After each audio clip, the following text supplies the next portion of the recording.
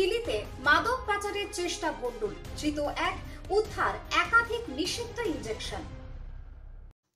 নির্ভরযোগ্য সূত্রপ্রাপ্ত গোপন তথ্যের ভিত্তিতে হিলি থানার পুলিশ স্টেশনের এসআই শরৎচন্দ্র দাসের নেতৃত্বে একটি বিশেষ অভিযান চালিয়ে বিপুল পরিমাণ এনডিপিএস আইন অনুযায়ী নিষিদ্ধ মাদক ইনজেকশন সহ এক ব্যক্তিকে গ্রেপ্তার করল পুলিশ।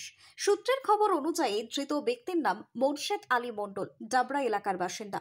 তিনি কালো নীল রঙের হিরো স্প্লেন্ডার প্লাস মোটর সাইকেলে আত্তর আমতলি ব্রিজের দিকে থেকে যাচ্ছিলেন। সকাল 8:45 থানার থেকে রওনা দেয় পুলিশের একটি দল। অভিযানে অংশ নেন এএসআই গণেশ সরকার, কনস্টেবল রবীন্দ্রনাথ সরকার প্রমুখ। আত্তর এলাকায় ফাঁদ পেতে অপেক্ষা করার পর অভিযুক্তকে আটক করা হয়। পুলিশের জিজ্ঞাসাবাদে অভিযুক্ত স্বীকার করেন যে তার কাছে মাদক দ্রব্য রয়েছে। অতিরিক্ত পুলিশ অফিসারের উপস্থিতিতে অভিযুক্ত এবং তার গাড়ির তল্লাশি চালিয়ে পুলিশ উদ্ধার করে 1100টি ব্রুপেনরফেন ইনজেকশন, যা একটি নীল রঙের প্লাস্টিক ব্যাগে রাখা ছিল।